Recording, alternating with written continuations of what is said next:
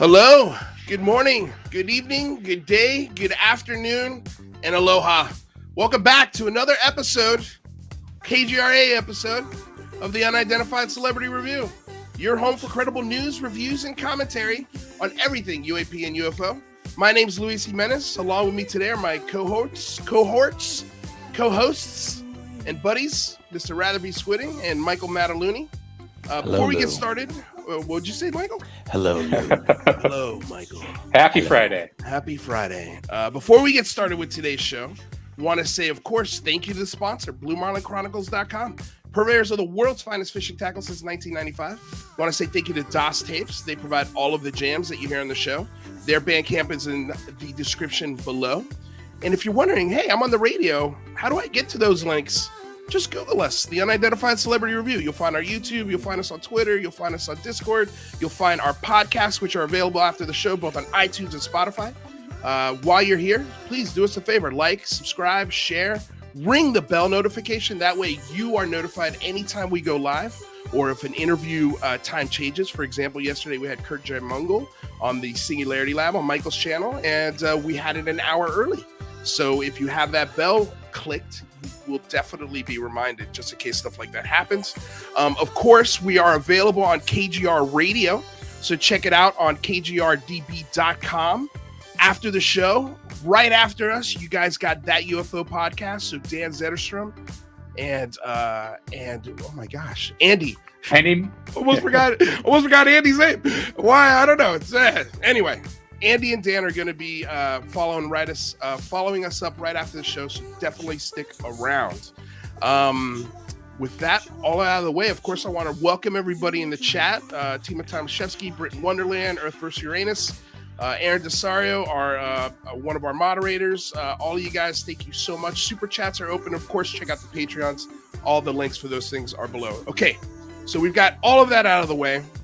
Gentlemen, how are we doing? Good, man. Exciting. It's Friday. It's Friday. Yeah, ready for the weekend.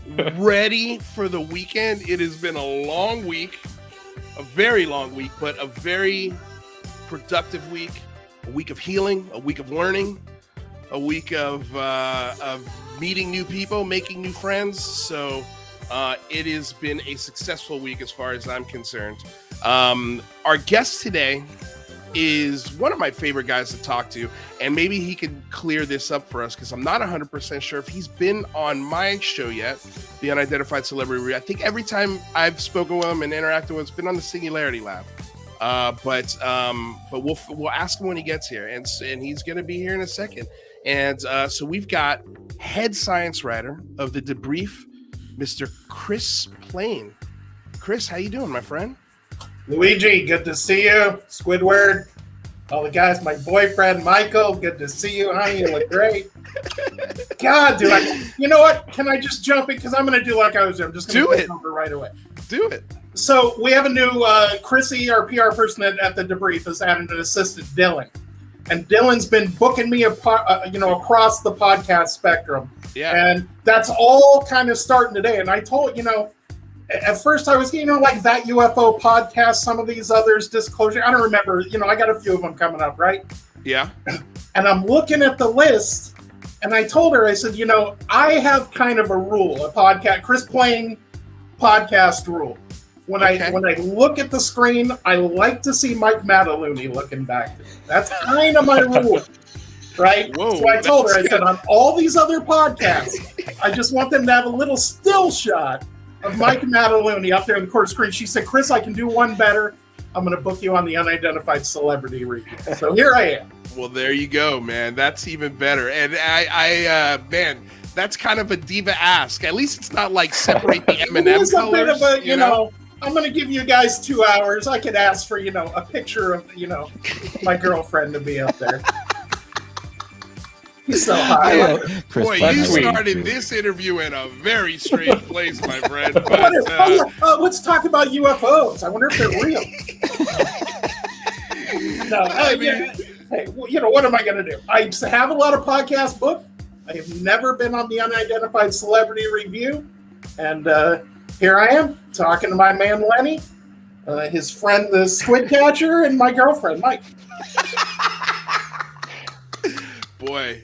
Boy, oh boy. Well, welcome to the show, man. I'm glad you're here. If you guys do any sort of merchandising, I'm going to recommend like an elf on the shelf, sort of modeled on Rather Be Squidding, like an elf on the shelf, and he just kind of watches the children to like make sure their sleeves aren't too long or something. I don't know. I haven't worked out the second half. I'm like the first half of the business plan. As you were saying that, I was thinking of those I don't know what they call them, but they sell figures where they've got like a box shape. They almost look like Minecraft figures, but they'll do like the Incredible Hulk. They'll do Yoda. We should get one of Rather. Also, he really is a visual standout on the show. He really is. I mean, look at him. Appreciate it. Yeah. Yeah. I mean, he was a squidding jig and actually digging for squid up there. Yeah, I can never understand a word he's saying, so I'm not going to say he's like integral, but he's definitely visually impressive. That's the thing about Squid. Well, you look at him and you go, God, if I had him as a doll, he would sit on my shelf. That's all I'm so thrilled we have 1 hour and 54 minutes of this to go. Wait, 1 hour? Insight into the mind of Plain. Inside of the mind. Yeah, this is going to be a weird ride. It's almost like an Epcot ride into those gummies Body Wars. This will be crazy. Did Mike tell you my Halloween show idea for today ever, Luis? No. What was the Halloween show? Oh, okay. So I'm going to say about 2.5 weeks ago is when I got booked on here, something like that. And I sent Mike a text message because it's the only way his wife will let me communicate with him. And so I sent Mike a text message on his secret phone, the other phone, we call it, that me and the girls call it. And I sent Mike a message and I said, here's my thought. Halloween, the Friday before Halloween, do a costume show and have like people in the audience, because you guys do have like 5,000 subscribers. You have a pretty nice base. Have people in the UCR audience, people in the, I would tweet it out at the debrief, and we'll have people send in pictures and we'll do a costume contest, right? And I told him, I said, and I will go so far as to say, and I worked this out with Christina Gomez, she was going to do the whole background. I was going to come as you, Luis. I was going to have the hair black. I was going to do the mustache. What happened? Why did this fall apart? And Christina told me she could digitally match your background. So I was gonna work up the voice and everything. I was gonna be Luis for 2 hours. And what happened? I failed. I failed. I'm gonna give you the quick version of how that went. Woo! Great idea, Chris. What were we doing, honey? Yeah. No, it was a good idea. I told him, I said, there are a lot of authors in your audience. A lot of guys like Graham Rendell and a lot of people that have written books, including myself. I've written a few books. And I said, I bet you can get a lot of people to donate books and donate other products. Maybe Dan Zignal could donate some stuff. You guys could have actually had some gifts to give away to people, some swag and stuff, and actually done a contest. I think it really could have been a big event, and I would have been here for it. But whatever. We can talk about UFOs and shit. I can just imagine. I can imagine him doing all of this stuff and then getting to the point where he's like, all right, I'm going to practice my Lou. And then he says a couple lines. He's like, you know what? I changed my mind. I'm going to go back to doing Chad Shaw. I'll just. Wait, what was the character you called him with? What was he called? I'm not even. That's God. That has been put to bed. No, the other character wasn't me. So the one I did was me. The other one wasn't. Somebody's neck. Oh, Lou Elizondo's neck. Yeah. That was well, the KGRA audience is not familiar with the Lou Elizondo's neck because we haven't taken phone calls on a KGRA show yet. Oh, you haven't? No, but maybe we'll do that today. I keep saying that. We always never get to it. But you know what? We're going to commit to it. The last half hour of the show.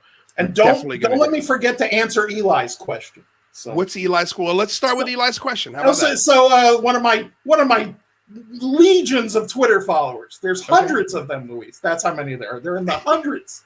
Okay. One of these legions. Oh no, Jazz. Oh my God. All right. Well, that's a whole other thing. This guy Eli, I think it's a guy. I don't know. You know what? He said I had mentioned about the James Webb Space Telescope going up at the end of the year, and how I thought that event could have a causative effect on the UFO discussion. Yeah. And 100%. I thought it was a really good question. I told him I would try and answer it on one of these shows I got coming up. Yeah. And since I've already driven this cart all the way off the rails, I thought I'd start with it right here. So. No, that's a great place to start because that actually leads me into a whole bunch of other questions. So yeah, let's start there. Go for it. Yeah, one of the things I mentioned on Mike's show, the Singularity Lab, which was on Thursdays. One thing I've mentioned on Mike's show is if you look at the history of what we consider to be the modern UFO phenomenon, whether you go World War II and Foo Fighters, or you start with Kenneth Arnold, 1947, whichever initiating date you want to take for the modern UFO phenomenon. When you go back that early, and it's, of course, just one person's lifetime, it's less than 80 years, you go back that early, Sputnik had never gone up, right? Yuri Gagarin had not gone into space yet, much less have we walked on the moon, much less people, wrote probes on Mars, all these astronomical landmarks that have been achieved in that period of time. In that same time, starting in the 1990s, we started spotting planets around other stars using the transit method, the wobble method, and some of these other scientific methods that, because we haven't actually directly viewed an exoplanet yet, although there's a proposal on the table on a way to do that. So what's happening in hopefully December this year, and it's been delayed a few times, is the launch of the James Webb Telescope and Space Telescope. And it's a infrared space observatory, like the FLIR, video is infrared. You think of something like that. It's got multiple infrared instruments on it. Is that the biggest difference? I guess. Hubble is like a visual light telescope. Yeah, like we talk about this telescope all the time. Through your camera. Yeah, we talk about it all the time, but because I don't think we ever really specifically talk about the telescope itself and what makes it so special and why science is freaking out about this telescope and why astronomers are just chomping at the bit for this thing to go live. So maybe you could go into that a little bit as well. So think of the visual light spectrum. Think of the movie Predator. It might be a little out of date, but when the Predator, we know when we're all walking around, you can see certain things. So with the Hubble telescope, we can look at a distant star, like, for instance, like Gliese or one of these other ones that we've spotted planets around. And because of either the behavior of the star by the planet orbiting it, affecting that star's wobble, they call it, or by it passing in front of the star between us and the star, what they call the transit method, it kind of dims the star. So without getting too deep into the woods there, we can see visual stuff. We can look at it and go, okay, the light got dimmer, like the same way with visual light. So in the movie Predator, he flips over to like his infrared, right? And he can see heat coming off of things. He can see all kinds of other things. Well, that's what the James Webb Telescope can do. Not only is it just significantly larger mirror, way more powerful, all of those things than the Hubble telescope. But because of the light spectra it looks at, because of the infrared spectra that it's looking at, it can see much farther away. It can see much deeper into the cosmos. And it can pick up a lot more information. So again, like in visual light, you can go, that's green, that's red, that's blue, whatever. In infrared, you can go, that's hot, that's cold, that's the right spectrum for iron, that's the right spectrum for carbon dioxide, that's the right spectrum for methane. Because most of astronomy is looking at light spectrum. Most of astronomy is not looking through a telescope like it was up until the middle of the 20th century. Most astronomy really is looking at light spectrum across wavelengths and going, what are the chemical, what is the makeup of that? Right. So James Webb is going to be able to go up. And again, all of this has happened in the last 25 years, from Hubble spotting that first planet in 95 or so, I think, to now. We have about 5,000 planets that we've identified, and there's plenty more in the database that haven't even been sussed out yet. But there's already over 5,000. A good number of those look like good candidates for life. They're rocky. They seem to be about the right size. And again, we're inferring this by wobble and light transit and other things. But we have some pretty good candidates, including the TRAPPIST system. It has about 3 or 4 planets that might harbor life on them. So when James Webb goes up, not only can it just gather a whole lot of data and look a lot farther, it is actually going to be targeted at some of those planets. So for the first time, we're going to look at a planet that's more or less Earth-like that seems to be in the habitable zone, or what astronomers describe as the right the Goldilocks zone, orbit, the right distance from its host, whether it's a dwarf or whatever type of star it is, to have liquid water on the surface. And although we know of things that live in ice and gaseous environments and whatever, pretty much for life to happen as we know it, water needs to happen. So we have these planets that we're going to be able to look at them with that telescope and peer into the chemical makeup of their atmospheres. And what that's going to do is, hey, if you start that was the big news with Venus, right? They had spotted, I can't remember what the gas phosphine. was. A phosphine gas, right? Which is a type of gas expelled by a more anaerobic organism, like an extremophile on Earth or something, but something that could exist and had actually been predicted to possibly harbor life in this certain atmosphere at Venus. They went, the pressures are just right, the water content, the temperature. If there were going to be life, it would be there, and that's where they found it. So does it mean there's life? No, but that process has already happened locally for us. So now we have all these candidate planets, and we have entire teams. I spoke to a team of scientists from 4 different countries, all working together just to look at those stars on TRAPPIST, just to look at, the planets around TRAPPIST, look at their atmospheres and go, is there a collection of gases there that look like it is life? Not just one, oxygen or methane that's produced by life, or carbon dioxide, but the right combination that we say, holy cow, there's probably life there, right?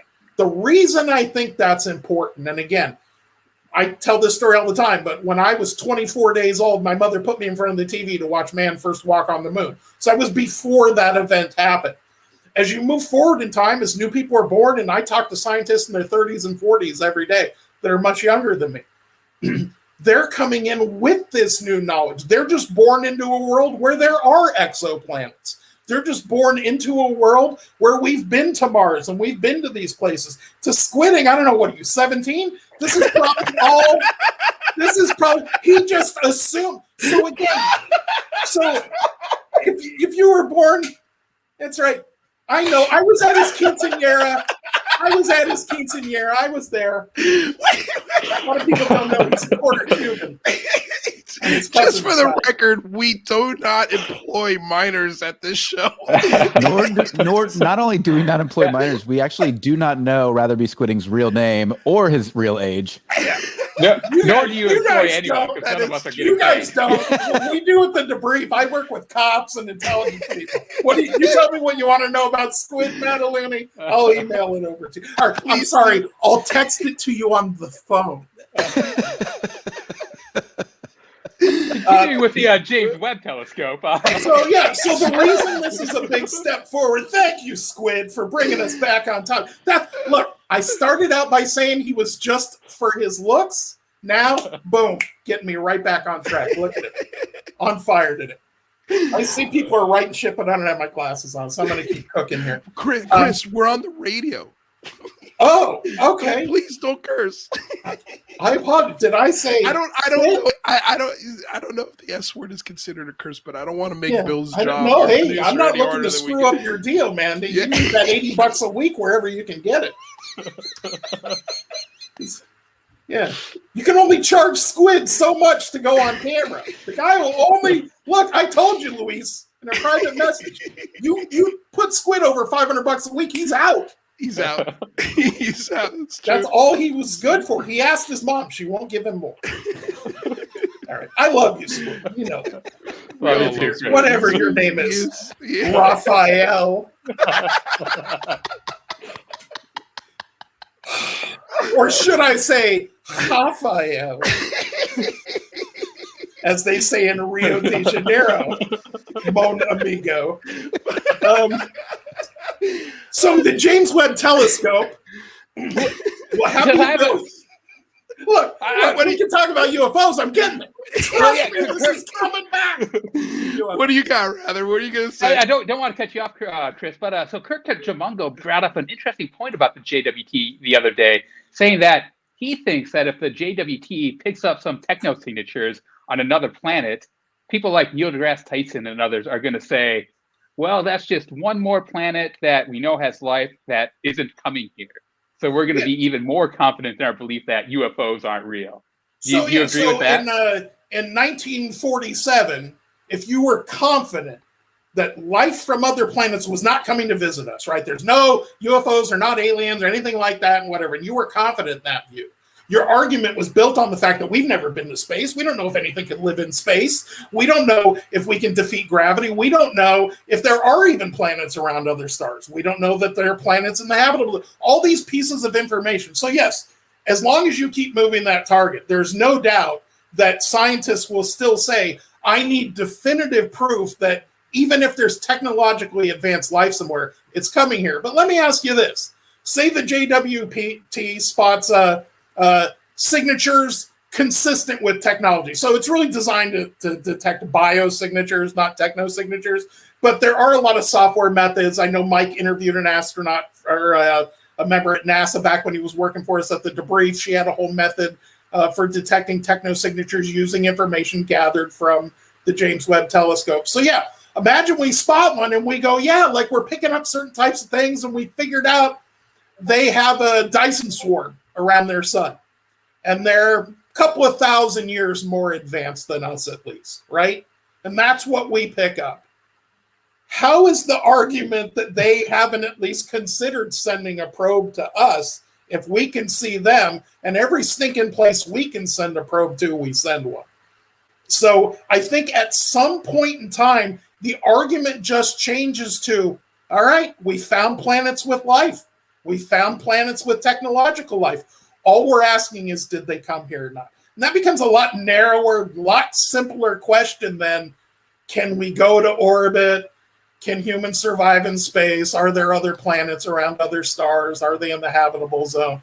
All the questions. So science, whether skeptics like it or not, especially scientific skeptics, has slowly moved the argument towards extraterrestrial. And I won't, we can talk about time travelers and interdimensional, all those things. I don't think anything's completely off the table. But as far as life within the known universe around a star we can already see, that has a planet we can already see, it starts becoming an Occam's razor to now, if all U.S. militaries and guys like Chris Mellon and these other guys are just sure it's not China, and they swear it's not us or Russia, and we know of some planets that got some advanced life forms on them, at what point do the people on Sentinel Island start going, hey, that big metal bird in the sky might be coming from one of those other lands? So, Take that, rather. That's right.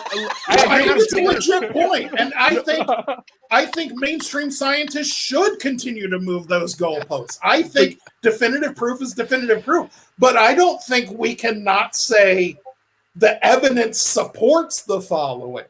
I don't think it's an uncomfortable position for a guy like me, who's nowhere near as handsome as Neil deGrasse Tyson, but at least as world weary as he is.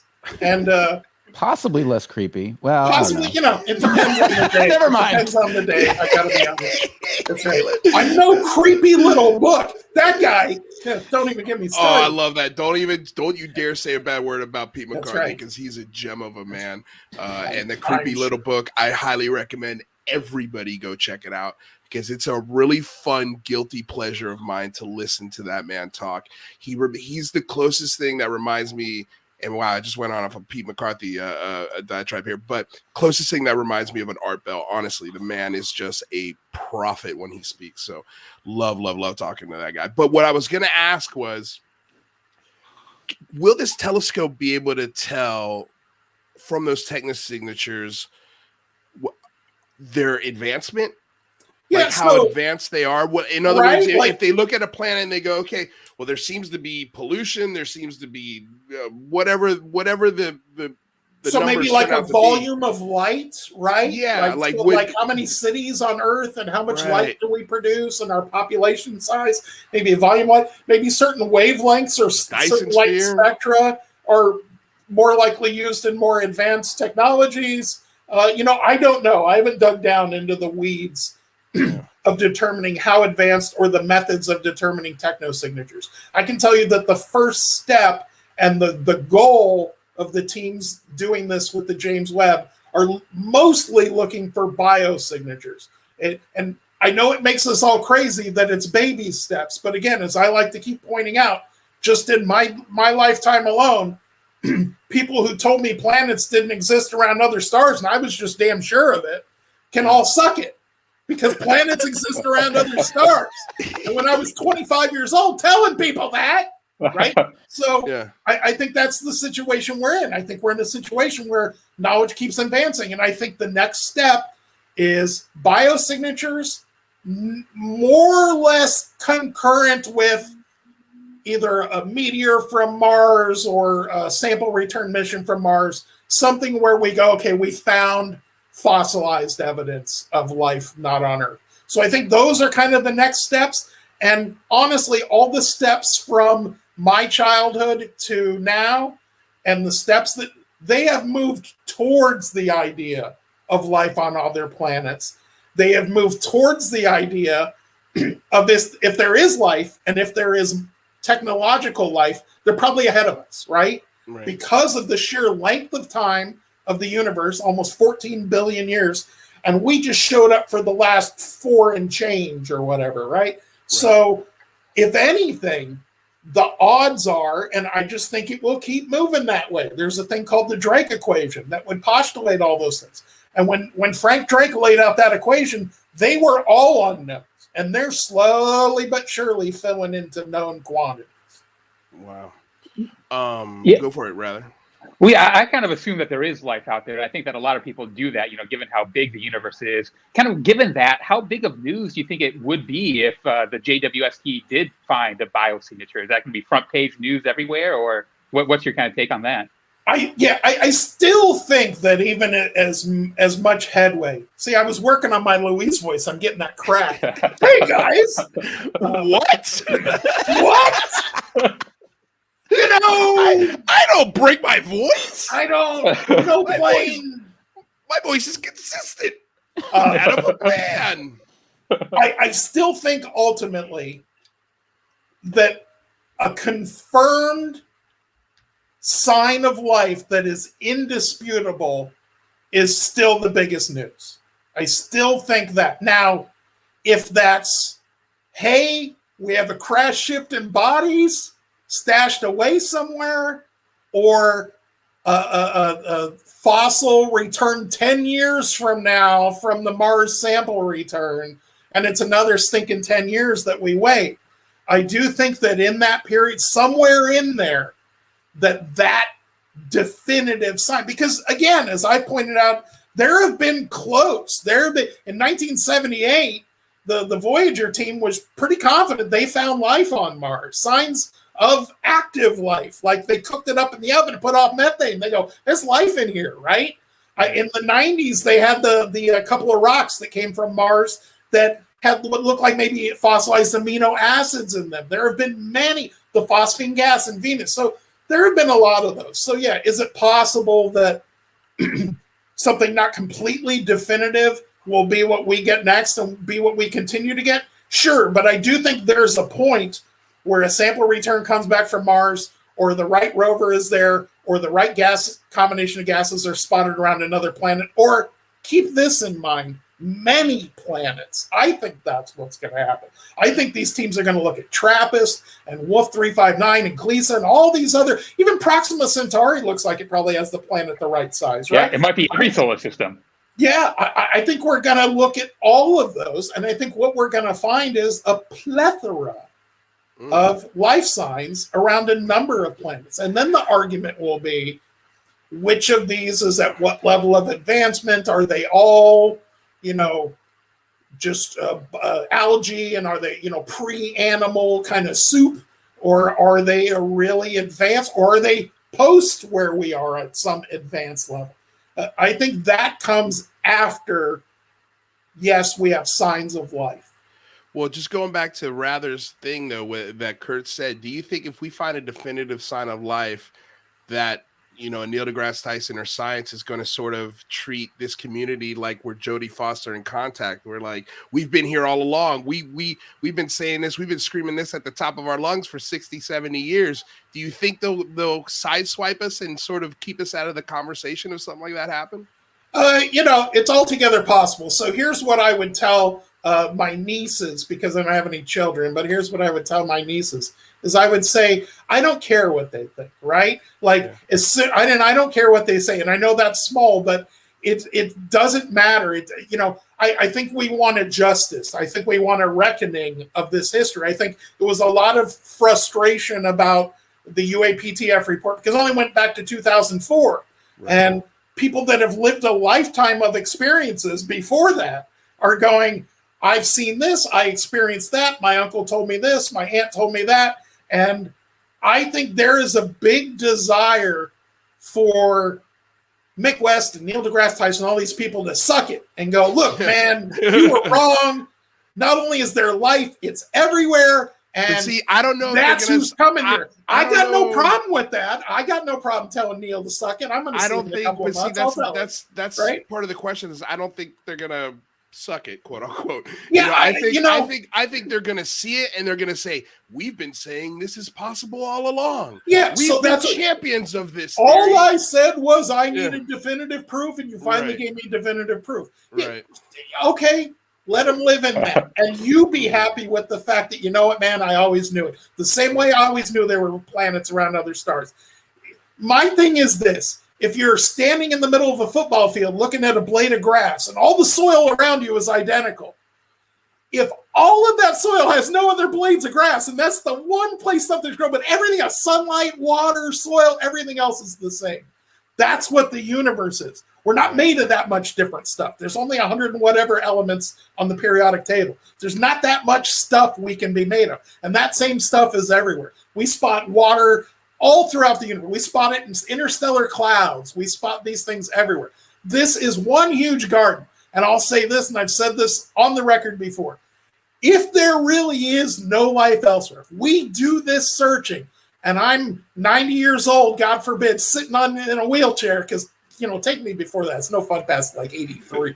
And I'm sitting in a wheelchair and they say, we've looked everywhere. There is no life. Then you know what that means, to me at least? Then that means there is a God. We are unique. Created this whole universe exactly the same everywhere, but only put life here. Because that's the only way you get there is intelligent design. To have the same ingredients everywhere, but only have it turned into something here once. That's magic to me. And that's something a God, or we're living in a simulation or something like that. And if that's the case, then the odds of me going somewhere after I die just went way up. So I feel like either it's aliens or alien life, or there's a supernatural force behind the creation of literally everything. Because it's so check back in 7 years. Ingredients. Check back in 7 years. Check back in 7 years. Yeah. What? Yeah, no, that's what rather said. Was that too much of a rant? No. That was an old man joke because you're going to be 87 in 7 years. Oh, right.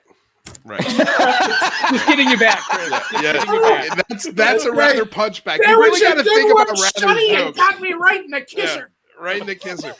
Okay, let's get to these super chat questions because we've got a couple of them here in the chat. And guys, if you're listening on the radio and you want to interact with the show, definitely check us out on YouTube. You can find all of this stuff through kgrdb.com or just Google the show, The Unidentified Celebrity Review, and you'll find us. Before you read that real quick, I think Chris Plain gave Tourette's to the entire chat here because everyone is now saying suck it and they just can't stop. So thanks for that.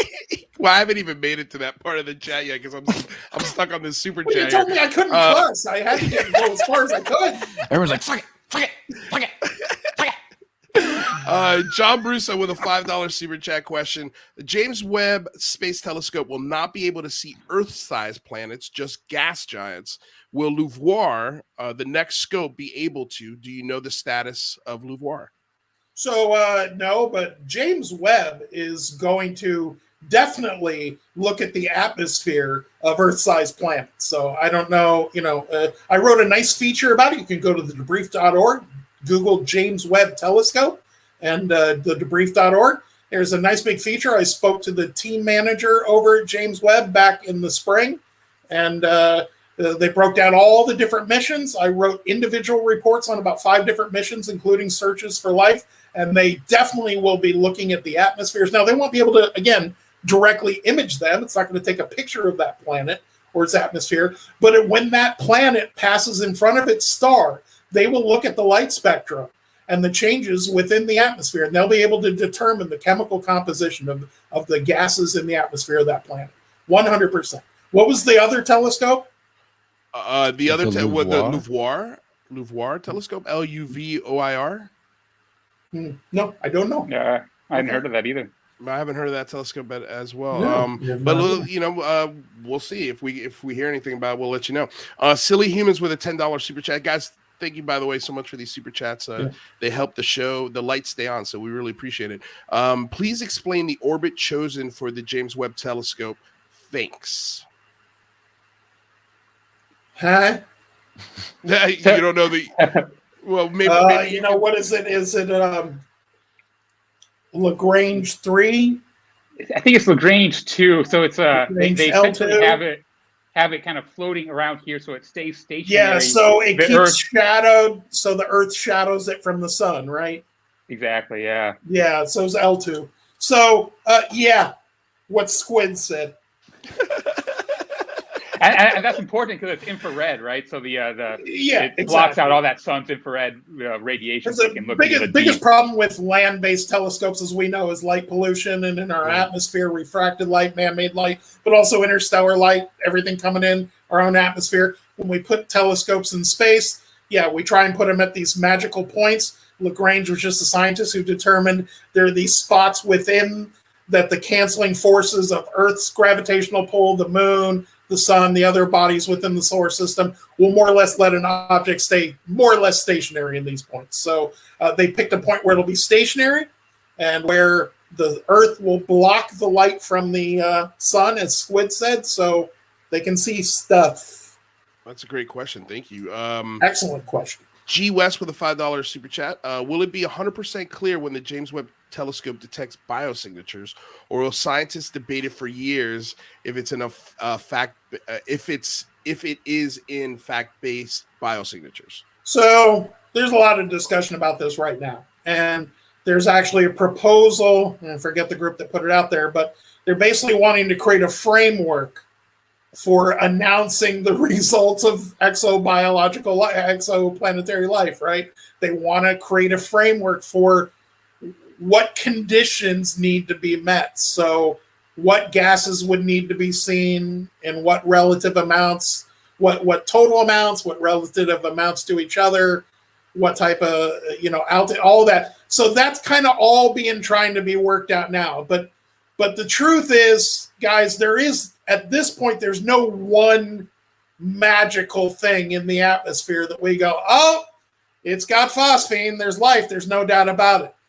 But there is collections of gases and compositions of gases, and there's some pretty telltale ones. Like methane is pretty telltale. It's not exclusive, but oxygen is pretty telltale. So if they have the right combinations, the right things, but yeah, I do think it'll be argued. I do think it'll be discussed, but I do think there will be a consensus that among scientists that the most likely answer is life when that sort of thing is found around a planet. So, and scientists always have to work with what is most likely. That's why they use theorems, because it's a theory, it's an idea, right? So, I do think we will reach that consensus. I mean, 99.9% of scientists agree that climate change is created by man, but there's always a couple of goofballs. So, I think there'll always be a couple of goofballs, and there might be some people who put their reputations on the line, like Seth Shostak or Neil, who are the most reluctant. But your rank and file scientists, people that do it for a living, if the data more or less supports one answer better than the others, they will work with that as their supposition point for their next research and their next work. And I think that's where we're headed. James Doyle with a $5 super chat. Thank you so much, my good sir. Is that a DL-44 blaster behind you real? Pew pew. Squid shot first. I'll tell you. Yeah, I was going to say, I'll tell you. If Greedo was sitting across the bar from me right now, and he was trying to bring me into Jabba the Hutt, all I can say is it's within reach, right? Yeah. I can go. So it's Well, real. you know what I promised you, Luis, by the way, last time is if you ask the right question. Yeah, I'm getting it out here. This is really great TV. No, this is even better. I have my Gandalf pipe. Oh, nice. Now there's nothing. It's not. It's like I put some herbs in there at one point. So there's like foil on it, I guess. That's not telltale at all. I feel like you're the first man that has turned a Gandalf pipe into a crack pipe. Right? Exactly. Artists. Yes, I have a Gandalf pipe. Promised it. There it is. Yes, that blaster is real. It does. It shoots laser bolts. I my think blaster real? Really? This is my favorite comment so far. You know what else is real, Luis? My Millennium Falcon is real too. It flies. It flies and everything. Boy, I didn't know this was going to be Toy Hour with Chris Plain. That's all I got. Hey, I got the Revenge of the Jedi poster though. That's worth a few. I dig that. Right I do dig that poster for sure. So Artist and Tony with a $10 donation says, "I just got here and I didn't know you were interviewing Orson Welles. Very cool." Thank you. I don't know, what does Orson Welles sound like? It's like, it's me, Orson Welles. That's perfect. That's perfect. It's exactly like the Academy Award-winning actor. That's right. That sounds exactly like the man that maybe wrote the best movie of all time. Anonymous Rex with a $5 donation. Thank you guys. These are all really great. Thoughts on the odd but awesome choice of Artemis for the next rocket to the moon? Interesting that it is the Greek goddess of the hunt. Yeah, and Apollo's sister, I think, was the point, right? So Apollo missions. That's cool. See, I do love the little secret meanings behind the names of rockets, or the like when Dan Zetterstrom makes patches, he references those other patches that have symbolisms and meanings in them, and I always dig that stuff. That's cool. I mean, the Gemini missions and the Mercury missions, those are all Roman gods. And Apollo was Artemis is Apollo's sister, and we named the Apollo missions after Apollo, which, as everyone my age knows, was a fighter pilot on Battlestar Galactica. So, Michael, did you have any questions? I'm also a Battlestar Galactica fan, so yeah. Well, I love the Portlandia sketch about Battlestar Galactica. The what? You ever seen that? Portlandia? You ever seen Portlandia? Oh, yes. That sketch made me start watching Battlestar Galactica. And the exact same thing that happens in that sketch happened to me, where I was like 3 weeks later, I was like, oh my God, I just did the whole Battlestar Galactica, all of it. It's a cool show. It took me a hot second to get used to it, because the word frack, it just doesn't hit my ear right. I like it. Well, if you give me a couple of centons, I'll explain it to you. All right, go for it. So give me a couple of microns at least, and I'll explain it. I'll give you some microns. On the original show back in the 1970s is what I'm talking about. This thing they did in the 2000s. I don't know. Did you not watch the 2000s? I liked it. Yeah, I thought it was good. Okay. I thought it was good. Did they ever figure out who the Cylon was?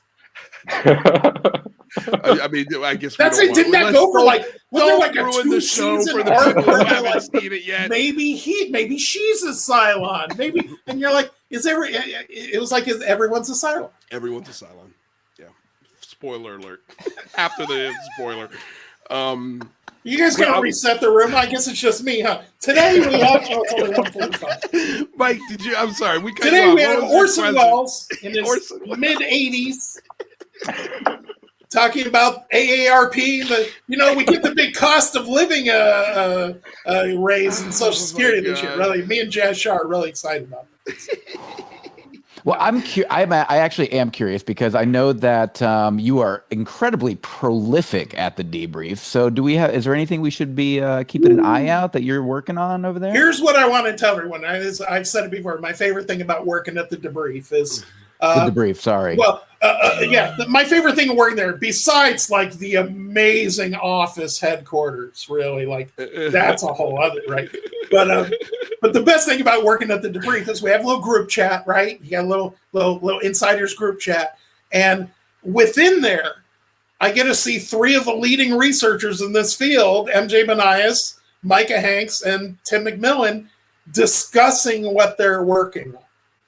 And I think for a lot of us, there was a feeling in the spring, and especially around that report right at the beginning of the summer, that a lot of those faucets had turned off, right? That, like, other than Jeremy Corbell releasing the occasional video, that we weren't hearing, like, there wasn't, leaks were shut down, there was no follow-up on picture story, you know, and I can just tell you that behind the scenes, things are always being worked on, leads are always being chased, and exciting new stuff comes up all the time. So if I were a regular reader of the Debrief, I would not stop reading because stuff is coming. I can tell you that at the end of the month, well, end of next month, November 30th, it's the 1-year anniversary. I know there's a couple of big things planned leading up to that, a couple of things planned on that day. I know some big stories coming out between now and then. Well, I'm just going to go ahead and although preface... we cover science and technology and sometimes movies and video games and God knows what else over there, we are not off the UFO beat by any means. And those 3 guys wake up and go to bed looking for those leads and chasing those leads all the time. So Chrissy, that stuff is coming. Chrissy, MJ, Tim, and Micah, please do us a favor, give us a heads up, because we'd love to probably talk to you about those things when they come out. So that'll we have a very specific process. Here's how that works. You ready? Please share it. Here's how it works. Share it with me. They let me know about a cool story. I promise not to tell anyone. I text it to Mike on the phone. Okay. Mike hits you up. Mike forgets to tell you. And then Chrissy calls your poker and books one of the guys on the show. I will say, hold on, Chris. Hold on, Chris. Works like a charm. So I will say that when you give me real leads, I do call Luis. Yeah, it was just the Halloween thing was like, he's like, Plain, that's a lot of moving parts. I got to get books and costumes, and it's for one show. And it's like, yeah, what do we want? 1,000 live viewers? Why would we want that? So I got it. It's a lot of work. G West with a $5. He's building that new house over there. How's the house going, Mike? Yeah. How's my guest room coming? It's coming. Remember? It's a ground floor guest room just for you, actually. Yeah, that's right. You remember the specifics. I want all of those things in there, not everything on the list. And you will have it, sir. Please, right. Let's not go through that list right now. Right. Will the James Webb Telescope be able to do a lot of research of moons in our own solar system that could have potential life like Europa or Titan? So there are missions within the solar system for James Webb. There are even missions, I think, looking at some of those moons. As far as looking at them for signs of life, we kind of can already do, like we kind of, the atmospheric things I'm talking about that you would do at other planets. What we really need to do, what we really need to do is send probes to some of these planets, right? We really need to, and some of these moons. We need to go to Ganymede and look at the vapors that are being shot out from the ice shelf there. We need to go to Io. We need to go to these places. And there's a whole slew of people working on advanced propulsion methods that will get us there, because chemical rockets get us into orbit. They get us to the moon. They're even getting us to Mars. But when we want to go to these far out places, I mean, I wrote a story about this recently with these guys developing this plasma magnet. But the route that some of these probes have to take to get to deep in the solar system, they got to fly around the sun and then around Venus and then around Earth again. Just keep grabbing these gravity assists to shoot themselves way out there. Like Voyager had to go around like a 7-planet whip around to get it up enough speed to get out there. There's tons of stuff on the drawing board, but there's also tons of stuff really in development at NASA and other places that will start helping us explore the deeper solar system.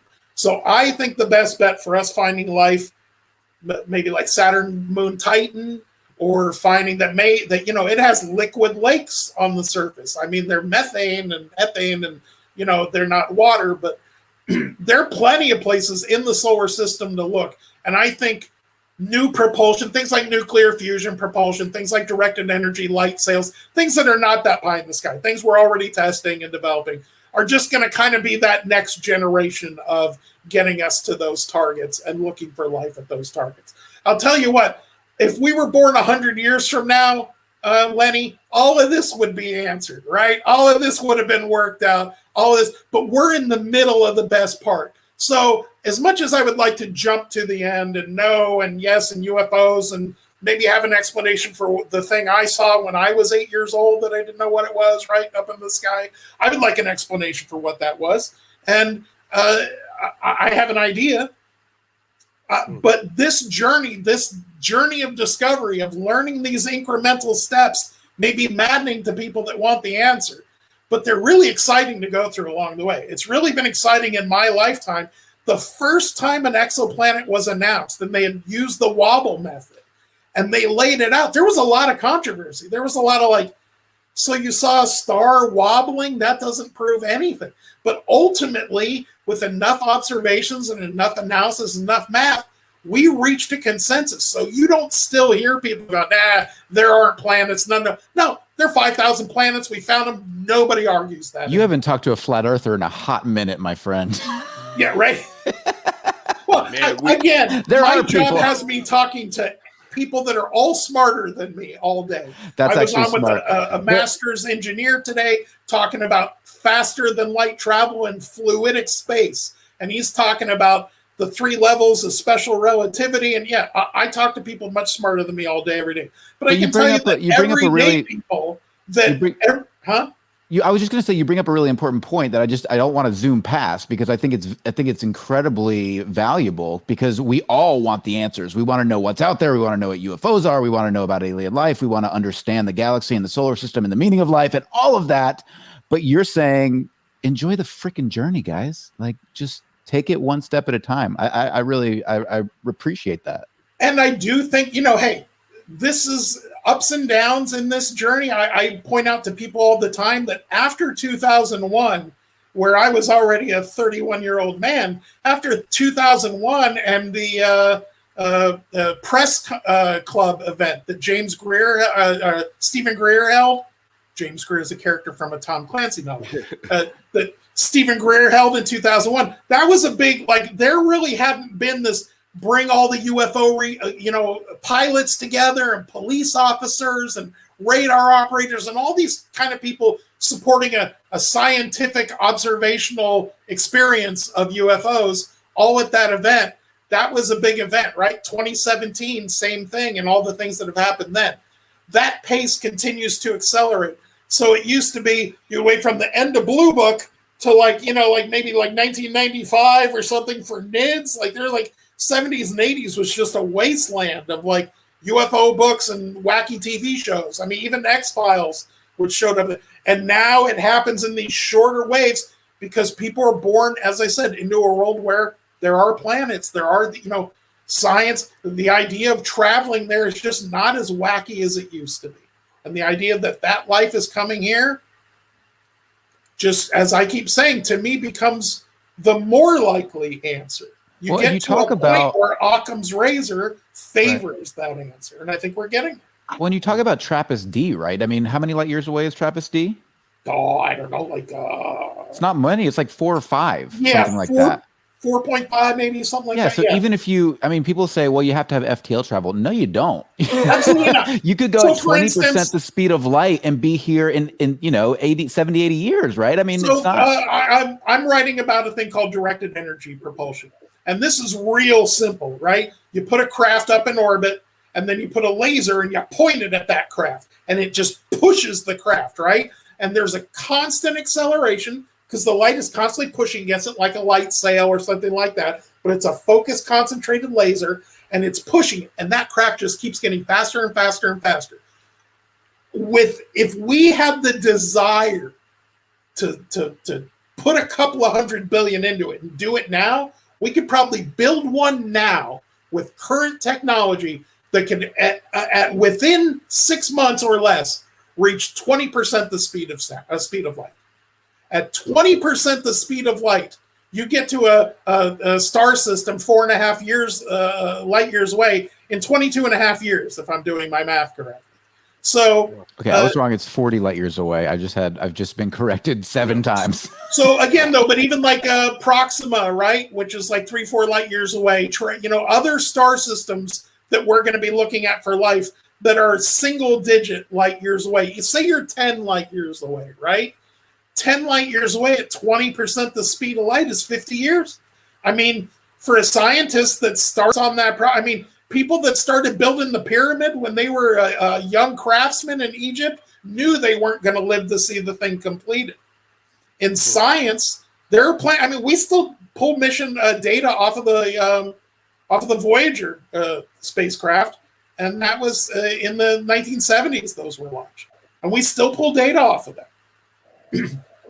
I saw Mars rovers go up in the 90s. I imagine like that's over 30 years ago, and that seemed like last week to me that we put up a Spirit and Opportunity, and that was in like the 90s, so the late 90s. So, I mean, really, it is from an astronomical scale. You don't need a warp drive for us to send a probe to something like that. And 100 years from now, 50 years from now, you definitely won't. I mean, our technology is going one direction, not the other. But you've been spending a lot of time. Oh, sorry. Go ahead, Lou. No, I was just say I feel like a probe like that would be dangerous to send to another star system, because we have no idea what we're sending it to, and if we're sending it to maybe a star system that isn't aware of us yet or hasn't decided to come knock on our door, we just basically sent them the path of how to get here, and also give them a clue of how advanced we are. So keep in mind that when it passes through their star system, it's traveling at about 30,000 miles per second. If you're at 20%, they're like 37,000 miles per second, right? Like Oumuamua wasn't going 1% of that, and we didn't have a time to run up and take a picture of it. It just came in and flew right back by. So we'd be sending a fast as hell probe that could take some pictures as it was getting close and take some pictures as it went away. And we might get one picture where it's right there, right? Or a little bit of film, but it is going to be going so fast. Yeah. I think it's worth considering. I think announcing our presence to discovered life being a good idea or not is definitely an open question. And Michio Kaku and a lot of people talk about that all the time. It's a good point. The dark forest hypothesis, right? That don't want to make a noise. There's been a lot of articles written about this. I almost did one at one point, but enough Scientific American, enough people have done about it. But there's a whole host of star systems that we don't even know if they have planets there yet. But all the ones that we see, they can all see us. If they're just at least as technologically evolved as us, they can see us. If they're evolved enough that they're technologically beyond us and they can get here, they've already spotted us, dude. Like, I hate to say it, I really think we've been spotted. And I think we've been spotted by tons of life. And I think that there's a better than likely chance that at least some UFOs, at a minimum, are a probe like that. An interstellar probe that has the ability to slow down, a little bit of AI built on board, parks itself in the ocean and flies around like a tic-tac and checks us out, takes measurements. And as you said, doesn't announce itself to us. The Fermi paradox. Why do if the life's here, why doesn't it announce it? Would you announce it if you went to another planet? Hell no. You're going to take observations. You're going to study it. You're going to get as much info as you can without announcing yourself. Especially if it's a planet full of a bunch of bags of mostly water who have atomic weapons and kill each other. Right. No, it's a good point. Eventide with a $5 question. Chris, have you ever heard rumblings about rapid response missions to catch up to and document interstellar objects like Oumuamua? Avi's talked about it, right, Mike? I think I saw Avi talking about it on the Singularity Lab. So interstellar missions are still like that, again, like proposals. But something that whips through our solar system, it's dolphins, right? Something that whips through our solar system at the speed of Oumuamua, if we're looking for it, and that is part of Avi's goal with Galileo. I mean, he's obviously looking for UAPs, but at least one hidden part of it, and he said this out there, not hidden, one small part is, the big problem with Oumuamua is we didn't see it coming until it was too late. That thing was zipping through, and it just came and went. And, does Occam's razor favor Oumuamua just being a piece of rock? Sure.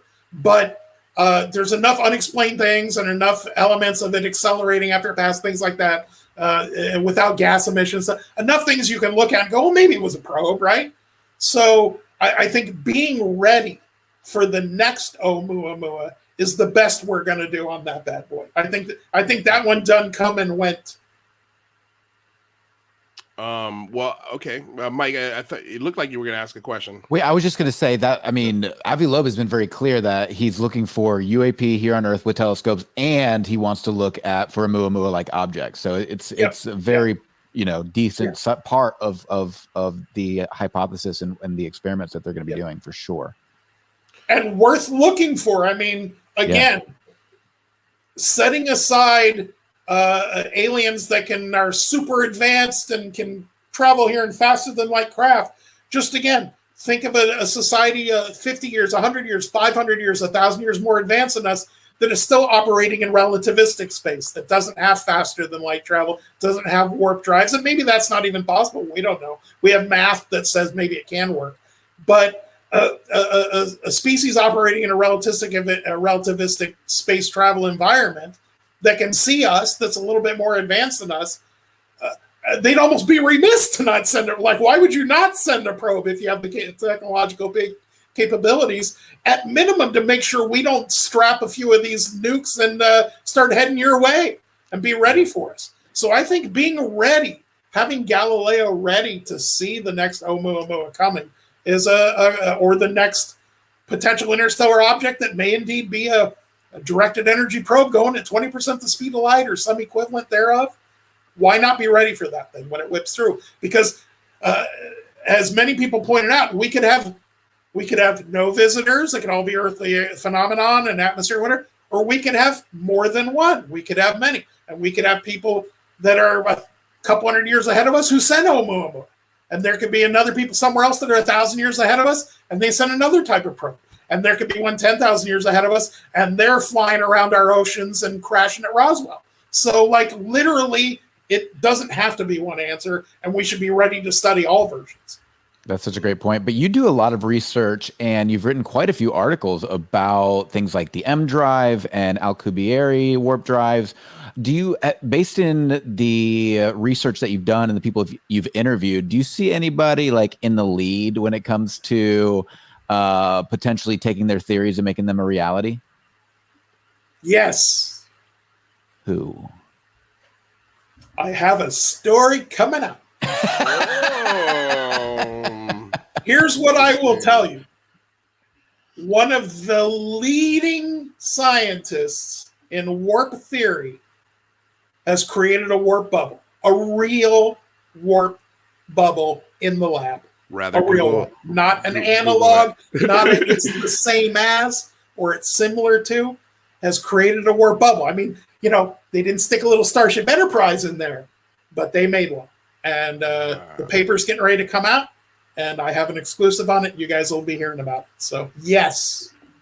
Wow. That's amazing. Wow. That is cool. Do we know and it's like a legit, within the next couple weeks? Guy. I'll even go ahead and say it's a guy. It's a legit guy. It's it's almost as mainstream as you get in this field, at least. Is it going to be like a peer-reviewed paper that they're publishing? Yes. Wow. Ooh, okay, so things are about to get really interesting. When you say warp bubble, are you talking... Scaling is scaling, power is power, turning that thing. But once you've made something do the thing you need it to do, right? Now we're just negotiate. The old joke, right? It's like, hey, I'll sleep with you for $1 million. The woman says, okay. He's like, how about 100? And she goes, what do you think I am? You say, well, we established that. Now we're negotiating, right? Yeah. So once we've gone from 0 to 1, once we have a thing, doing that thing, going from good to great, going from the better, from better to brilliant, whatever term you want to use. Yeah, that has happened. That is, the paper is written. It is submitted for peer review. I have a first look at it because of some relationships I've been able to develop, and I've pre-written a good portion of that story. And it's it'll be here. That's a weeks away, not months away story. That's a before the end of the year story. What do you think about this view of technology? It kind of seems to me that, in the last 60 years, we've been taking giant electronics and kind of shrinking it down to make it smaller and smaller. It kind of seems like in the next 50 years, it's going to be taking these small quantum phenomena and probably assumingly a small warp bubble and kind of scaling that up to be, to our scale. Yep. I think that's exactly what I'm talking about. And that's exactly what I'm going to report on, Squid. I think you're, once again, didn't understand a word you said, but right on the money. Right on the money. And by the way, there's good luck at graduation. You're so proud. Come on, kiddo. Give me some money.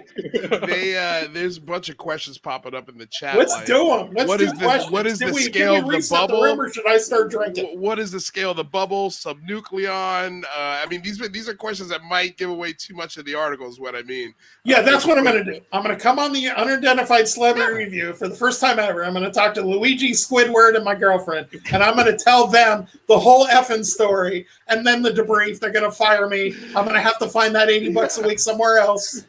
Well, if that's the case, you could all of a sudden, everyone that just works at the debrief just went, wait, Chris is getting paid. No, not getting paid. Oh, all right, maybe I'm getting paid a little. A little. Are they, stuff like, are they warping space with a system? Is it atomic? I mean, are these kinds of questions you think going to be answered in, because I mean, you just piqued a whole bunch of ears in the chat. So do you think these kinds of questions that I just asked will be sort of answered? I'll tell you what I'm going to do, Luis.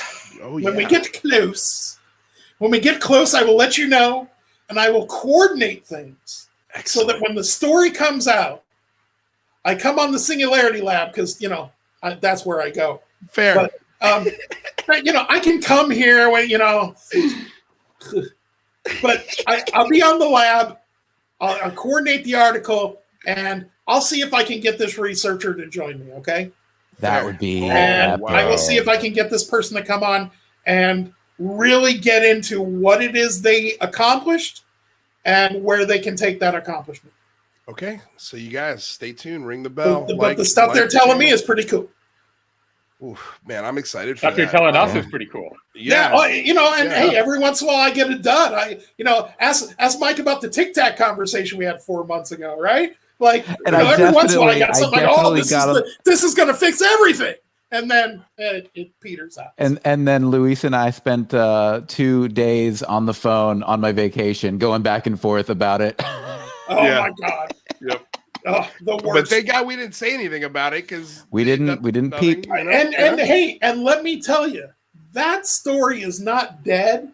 It's just turned into a hard thing to get a second piece of data on. But the first piece of data is fan-effing-tastic. But in the news biz, you got to have confirmation, and you can't just report on one thing. So, I want to shift gears. I want to shift gears a little bit with you here because there's been a discussion going around, and this is something that Lou Elizondo has talked about, sort of put out there, and it started trending with a hashtag. And I'm sorry, who? No, go ahead. This guy. The hashtag was end or UFO amnesty was the hashtag.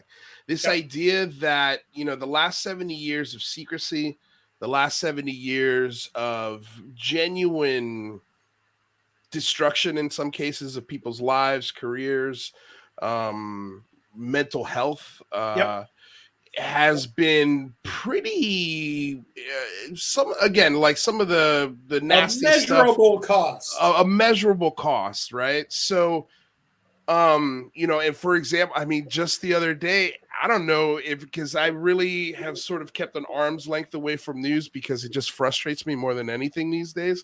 But from my understanding is, for example, the immigrants on the border that were separated families are going to be getting $450,000 per family. And I mean, speaking as a Latino, I can even say like that kind of sounds like an acre and a mule. That's a lot of people never got. And I don't know. By the way, I'm separated from my family for a lot less than that. A lot less than that, yeah. I would too. I would too. But really, like I'm talking like 20 G's. I can tell my parents are old. They're in their 80s. They're not going to be around that long anyway. $20,000. Yeah, we're talking like a used but high quality SUV. Yeah, like a 2014 Lexus. Jesus, man. I love how you're just taking this serious topic and just making it into a banana split. You guys advertise me. If you would stop putting stand-up comedian in my bio, I wouldn't try and be funny. Christ. No one ever said you were a stand-up comedian. You gave up the whole being funny thing, right? No. But no, okay, so like this idea of UFO amnesty, right? Giving the older powers that have controlled this information, that have done all these nasty deeds, and now the torch is being passed sort of to a new generation of people that I think philosophically didn't agree with the generation before and the generation before that, and more open minds are starting to fill these positions of power. And they're looking at this and they're going, man, what's the big deal? Let's just talk about this. And I think there's a hesitancy from the government.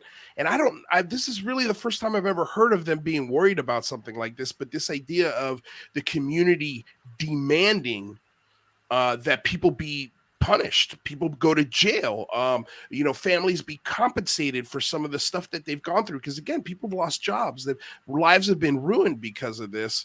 I was curious to know, so what is your stance on that? And how do you think, would it be sort of like what Ross Coulthart was suggesting, what they did with the apartheid in Africa, where it's like this trial of, honesty, giving people the opportunity and the platform to express what they did, why they did it, and the entire community coming together and say, okay, it was a horror show, but we have to start from scratch and begin with forgiveness and basically let these people off the hook for all of this terrible stuff that they've been doing for decades.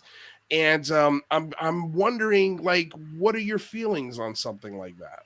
So I'd start with saying how tantalizing it is that a guy who seems to have seen a lot of videos and pictures and things that we haven't seen, in Lou Elizondo, is talking about people who know things being allowed to talk about them in a more open way. So I think that's really tantalizing. I would start with that. As far as the idea of what you're talking about, it's a bigger human discussion. I don't know that I would have that. But here's the on one extreme, we have the Holocaust. And to this day, and by the Holocaust, I'm not talking about the Armenian Holocaust by the Turks. I'm talking about the Jews that were killed in Germany by the millions during World War II. That to this day, 76 years after that World War ended, we're tracking down those guards. We're tracking down the people that worked in that and are saying, we don't care if you're 97 years old. There's a debt to be paid here on something so horrible and so unconscionable that there is no running out the clock on it, right? Yeah. I think on the other side would be, to a fair degree, would be the UFO story. And the reason would be this.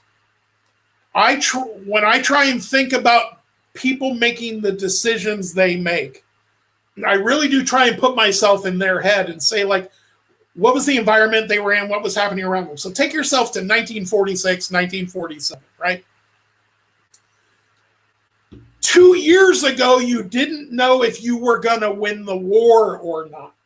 You didn't know if your children were going to be Nazi slaves or Japanese comfort brides, right? Like, you literally didn't know. Right. And this insane technological breakthrough of the atomic bomb, something that was so unthinkable that after we dropped the first one on the Japanese, they went, no, that's not real. And we said, okay, we dropped another one. And they, all right, that really is real, right? Like, maybe it was an act of God, the first one was the belief. I think that in that environment, imagine a ship crashes in Roswell that has aliens on it, right? And it can travel interstellarly and potentially faster than light and all of these things. So say you're in that environment and you're suddenly have in your hands this technology that you can't control, but you know what the atomic bomb meant to literally ending a world war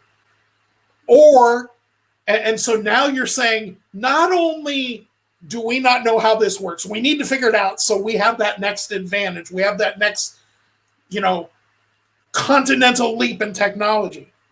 But there is nothing more important than making sure all of the other countries on the world, including the ones who are our friends, don't have this technology before us and aren't able to dominate the world the way the United States has dominated the world for 76 years.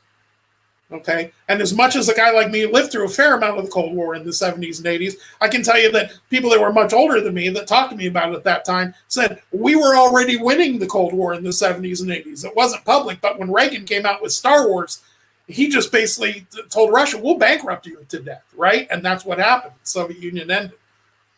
So if you have a 70-plus year cover-up, and within that cover-up, there's dead people, there's lives ruined, there's trillions of dollars wasted on space programs and other things that we have the technology to leapfrog, then maybe it's closer to the Auschwitz situation. But if it is truly just films and pictures and there is no tangible real thing other than maybe some better evidence that we have not been shown or has been confiscated over the years, maybe the level of that crime is a much smaller and small enough that we could give amnesty. Because I'll tell you, I was on the phone with a guy today, I won't say his name, but he's Eric Davis's former boss. And every time I get one step away from a guy like Eric Davis, the first thing I ask him is, hey, so did Eric Davis really talk to Admiral Wilson? Right? And I make them react to that question because as a reporter, I know that even if they just giggle on the phone, I'll be able to tell by their giggle what that giggle might mean, right? So not 100%. But when I get close to a situation like that, my thought and the suggestion I ask them, and I've asked that exact question to many people in this situation, including people that are, talking guys like Elizondo and stuff. If you were called in front of Congress and Congress said you are waived of your confidentiality agreements and you are amnestied for the consequences of anything you have done, I think we could sure as heck find a way to pick out the people we want to offer that to and not pick out the people we don't want to offer to. So if you give it a blanket amnesty, no, because I think we might find the worst Richard Doty's in there that have done some horrible things. And we go, oh my God, look at the monster we just pardoned to find out there were aliens, and we were going to find that out sooner or later anyway. Right. Or that's such a good point. So yeah, I think there is a balancing effect, and I think what you start with is, all right, let's give Lou amnesty so he can talk about videos and pictures. Let's give Chris Mellon amnesty, right? Because we know they didn't proactively do anything. Let's take in the people, or more than likely did not, lose counterintelligence and whatever. So we don't know what all he's done. But the feeling is that there's an opportunity for us to open up enough and give enough amnesty. I mean, you're telling me Eric Davis is sitting in front of Congress and they go, Dr. Davis, in 1997, did you sit down with Admiral Wilson in the parking lot in Las Vegas, and did he tell you about crash retrievals and what he found and didn't found at a big contractor and who that contractor was? And he's in a situation where not only does he have the freedom to answer that, but he doesn't have the freedom to not answer it. And I think that's the situation we want to create. We want to create a situation where there's liability for not telling the truth, and there's freedom for telling the truth. And we want to find the right people to offer that to. That would be my thought on it. I like that. I don't think I've heard it that way before, because I mean, my view on it has been like, man, I just can't see, putting,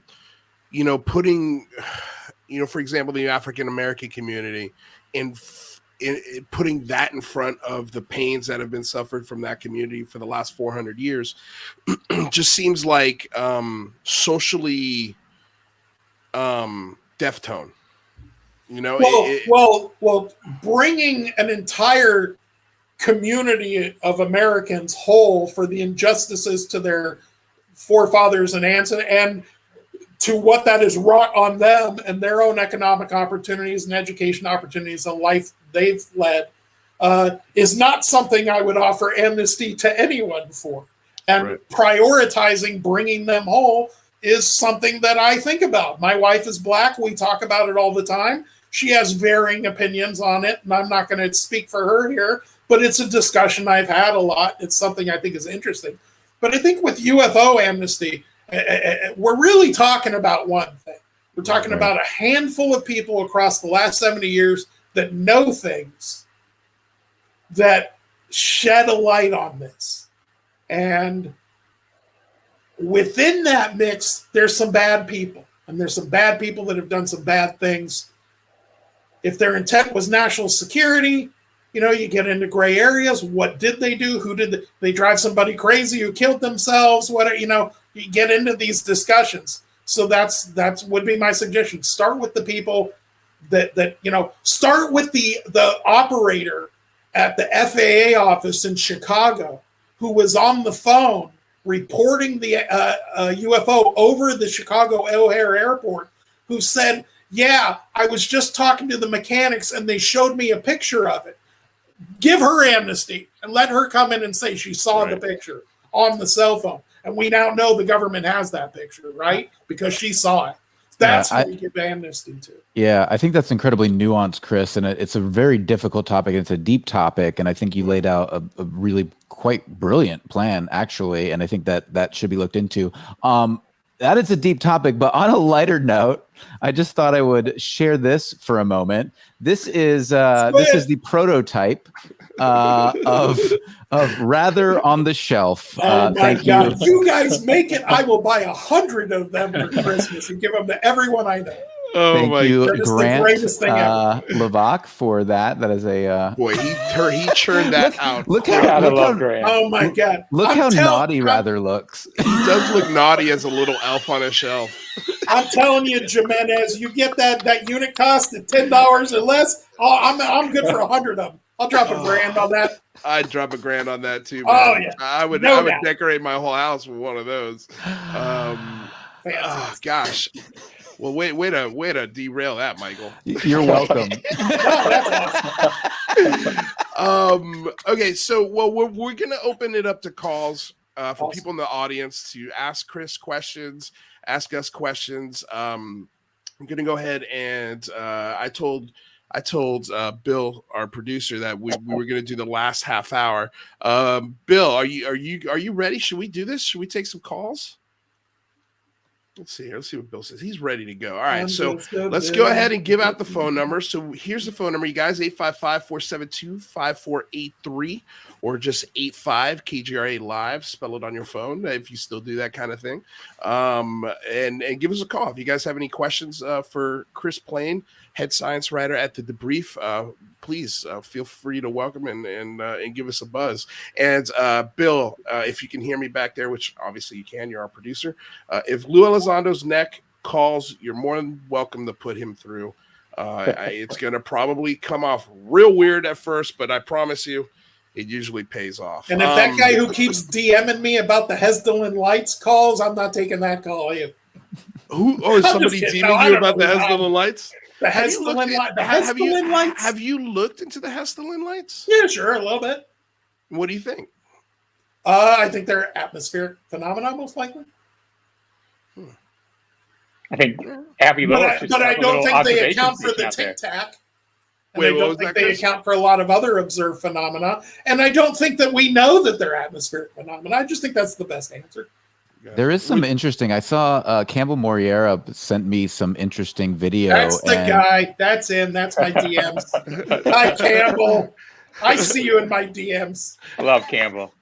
We do. We love Campbell. But there's actually some interesting. There was some footage of something that resembled a Tic Tac, actually, because there's like 4 buckets of types of phenomena they've seen. Some are actually structural, many are plasma, as you said, but we're certainly not to the end of that case. But I think you should look into it. I did. I looked. He's sent me a bunch of stuff. He's taken a bunch of things that he found on Reddit that were interesting. That one could explain Fravors seeing the thing maybe he thought follow him or react to his. One could explain for the shape one, but you have to kind of stitch them all together to come up with this explains what Alex Dietrich and David Fravor and the others saw. And I just still fall back on that old school, their eyeballs saw a physical thing that was flying and reacted to them. And I still think as a fighter pilot, there's just an intuition to that. I think they saw a real thing, and I don't think they saw an atmospheric phenomenon. So that's just my belief. He's sent it to me. I find it interesting. Just not something I write at the debrief. I don't write about like theories of like what UFOs could be. I've covered UFOs a couple of times. I will happily discuss it all day because I'm super interested. But as far as what I write about, what I talk about, I haven't seen enough in what him and other people that around that have sent me to say, all right, we've got the answer. The Tic Tac was a Hestelin, phenomena created by the radar and the dust because the ocean has dust right above the surface. I mean, right? Like, I don't know. It just didn't all add up to me. And I looked at it all. I thought it was interesting. He was persistent in sending it to me. It just, as somebody who writes about science, I'm not a scientist, but as someone who writes about it, I thought you had to stitch too many different disparate pieces together to come up with a whole cloth there. Okay. Got it. Well, let me ask you this. What is the thing about this topic, the UAP UFO topic, that gives you, because I don't know what your belief systems are, but gives you the most hope that these things are actually here? Like there is a there. There's something that Congress needs to be made aware of. There's something the American people need to be made aware of. What are the things that really sort of give you that? So there's enough historical cases of like not pure human perception, like radar and other signal intel and things that give enough support to the reality of UAPs. But for me, I don't have to wonder. There's a percentage of people in this world who just saw something, and for better or worse, it's something I think I've only talked about it, and I'm not going to get into details. I talked about it on Christina's Patreon chat for her paid subscribers. But, when I was 7 years old, months before Star Wars or Close Encounters came out, when I had no frame of reference, I had what looked like exactly the triangle picture that I saw in the debrief 5 days before I got hired to work there. And I saw it with another person who was confirmed with me that is not a childhood memory that is unreal. And that other person saw it. And there might be one other person there that I've never confirmed with. Not something I really write about or talk about because it is just that. But I don't have to wonder. I saw something in 1977 that if we had it and we were flying it around, then it is a legacy secret project from the 1940s. And I'm totally comfortable with that explanation, by the way, as well. But what I didn't see was an airplane. Right, I didn't see a ball of plasma. It's a physical thing. And when a guy like Edgar Mitchell talks about flying his P-51 Mustang and the 1960s and something whipping between him and the other plane right next to him that looked like a Tic Tac going 10 times his speed with no sonic boom, there are so many witness accounts from real credible people that's still what you have to go with. That is still the crux of, do I believe these people are seeing what they're seeing and believe they're seeing what they're seeing? Because I don't know that we have definitive videos or photos or any of that. But I do think people do. And I do think I think our military now has, and may have had for the last 70 plus years, photos and videos and everything. I considered writing a book called Stolen Evidence that really just tried to track down these cases of, hey, Lonnie Zamora said they took these soil samples, they took these pictures, we took all these other things. So we know that is probably somewhere, that probably got taken somewhere.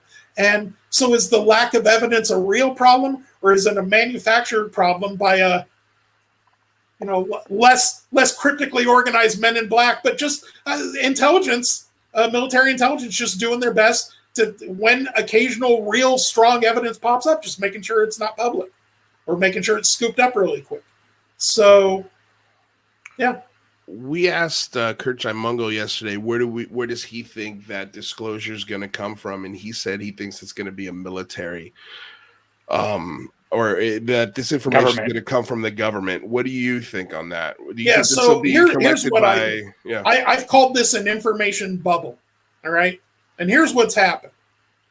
by the UAPTF putting out the report that they did, and by former Senator Nelson, who's the head of NASA, Chris Mellon, Lou Elizondo, all these people, Marco Rubio, by these people saying there's 10-minute video, 20-minute video, 40-minute, whoever you hear, but there's this much longer video.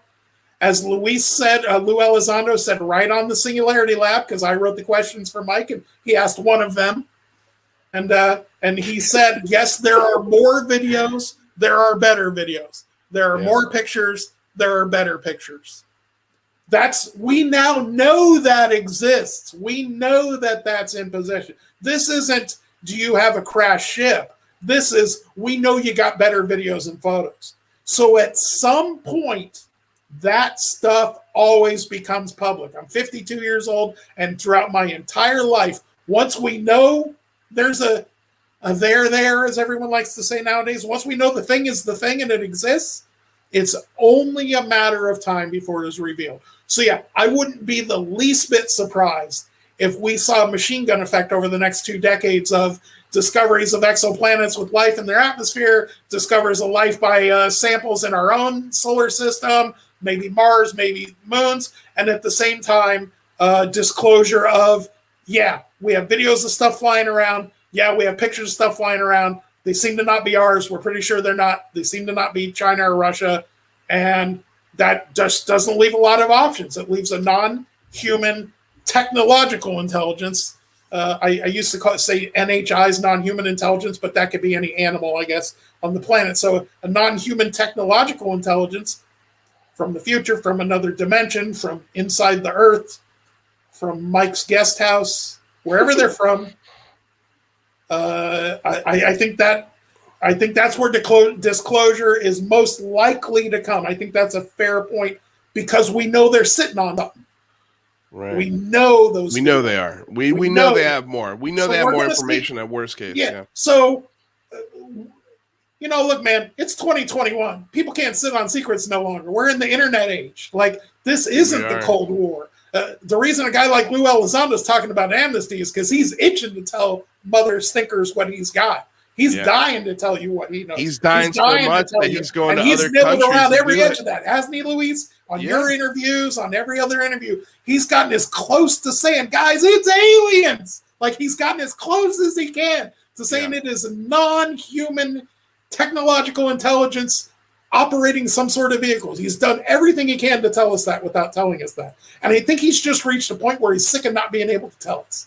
Well, I think he's also reached a point now where he's sort of outsourcing it to other countries and pitching other governments. Hey, like, start talking about this because I want to start talking about this. And if you guys start talking about this, then maybe that'll encourage other people on my side to go, all right, let's open the gates a little bit on some of this. G West with a $5 donation. And guys, open phone lines. Anybody out there that's listening? That's awesome. You can call us. Nobody's calling. KGRA Live. Nobody's hilarious. Yeah, we usually get like whenever we put the phone number up there, we usually get like 1,000 people calling at one time, and nobody's called. So I don't know what you know what it is. Well, it's because you don't have call waiting, and they much rather hear beeping on the other line while we're talking to somebody on the phone. But we are getting super chat questions. So does Chris know if any scientists at NASA aren't happy with Bill Nelson's openness with the UAP topic? Do they support him or think it's a joke? So I was talking to Chrissy Newton yesterday, and she said, hey, I'm trying to line up an interview with Bill Nelson for the debrief. Is there any questions you want to ask him? Questions I want to ask Bill Nelson? Yes. So we are working with people at NASA through various offices there because I want to know if you're looking at it, if NASA's looking at it, NASA has a very specific way of doing things, right? You would have a project name, you would have a project lead, you would have a budget, you would have line item budgets broken down, you would have a process, you would have a reporting process, you would have reporting deadlines for that, all of that. So I'm digging into it with people at NASA, hopefully in the next couple of weeks here, to find out, did Bill Nelson come out and make these grand announcements that we're going to look into it over at NASA and all the scientists are behind him going, or is there this actual effort going on? And if so, what is that effort taking place? My feeling thus far is that it is the latter. My feeling thus far is that there really is an effort there. There really is. But if there wasn't, what data they're administrator, I don't think using? would Are be they saying working it. with the classified data from the DoD? And if so, are they going to be able to create a public report? I mean, the dynamics of what's happening is what I'm trying to look into. So I want those answers too, and I'm trying to find those, and I do think I'll have them relatively shortly. But yes, that is a good question. And, man, it's an example I use all the time. The couple of knuckleheads in the Australian Parliament were joking about UFOs yesterday. I don't know if you guys saw that clip that ran around Twitter. But, I'm sitting there and I'm watching this 9-minute video, and they're kind of picking on the one senator who just kind of brought it up and said, well, the U.S. military is looking at this. Are we looking at this? That was always question was. And I'm sitting here thinking, yeah, so it's good enough for the head of NASA, and it's good enough for the smartest guy at Harvard, and it's good enough for the Department of Defense, but some knucklehead in the Australian Parliament wants to make like ET jokes when somebody just says, hey, is our military looking at this? Is this a threat to our pilots? Is this a real issue? And so, yeah, that's my thought. And I think I agree with you. I mean, the administrator of NASA wouldn't be talking like this if his colleagues were. So here's the thing. He is new in the job. He is brand new in the job. He was a senator. Senators are really used to like giving speeches and then, like letting their people figure it out. So I do get that impression that. And the reason I get that, not only because it seems like they're willing to talk to me and I'm going to get to the right people to get those answers, but he keeps talking about it, right? Like he didn't bring it up a couple of months ago, bring it up at that one meeting, do the quick sit down with CNN where he said, yeah, hell, I hope it's not China or Russia because, man, the stuff I've seen is insane, right? And then like try and distance himself from it when people got him on the phone and went, hey, dummy, we're real scientists here. We don't do that. It seems to have gone the other way because he's still talking about it. He's still bringing it up independently. Well, and so that leads me to believe that they're working on it. His face during some of these interviews is absolutely priceless. But we've got 2 callers on hold, so let's go ahead. That's part of the same information bubble, Luis, because he saw the video. He saw photos we haven't saw, and he's going, right, he's seen the declassified report. If you guys saw what I saw, you wouldn't believe it. Well, he was also on the Armed Services Committee, so he's been privy. It'd be like the photos Mataluni texts me when he's on vacation. It would be unbelievable. All right, so we've got John from the East Coast. Thank you so much, John, for calling. Are you listening to us on KGRA radio, or are you watching on the YouTube channel here, John? I'm watching live right here on YouTube. Love it, man. Welcome. Thank you so much for being our first KGRA caller. Thank you. Awesome. What is your question for the group, my good man? Well, my question is, I just don't want to take too much of your gentlemen's time. I just wanted to see, what do you guys think about the potential for amnesty being affected by the darker side of this? Like, such as, abductions, genetic manipulation, missing people, like David Paulides' research. Sometimes people return dead. Do you think that could affect amnesty? Because as you guys have made plainly clear, there's already enough evidence and accounts from all over the world, from across the eons, that shows it's almost definitely not human. I mean, there was a video on YouTube showing a Navy guy showing data at 118,000 miles per hour. That can't be human. I don't know if it's been taken down.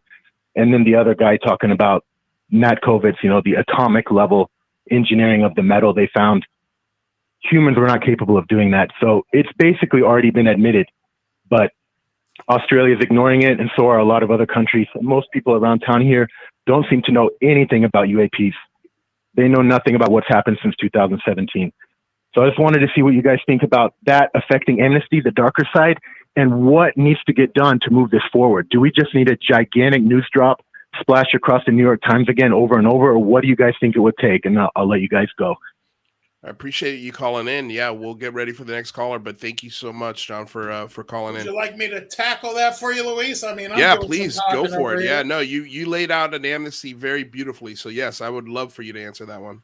Yeah, so I still think that's the first way to look at it is something that started with, dare I reference the big phone home, is the idea of Congress, the idea of the legislative branch that represents the people, actually sitting down as representatives, bringing the people that they believe are in the know in front of them, putting them in the chair and saying, not only do you have, is it illegal for you not to answer, but you now have the freedom and requirement to answer. And so that amnesty. As far as the darker side of it, so again, that's why I said it really is, when you're looking at a potential witness you may want to call in court, and you're a prosecutor and you have to make a deal with that witness, you have to have a general idea of the crimes you are forgiving them for or reducing their sentence for if you're going to make a deal.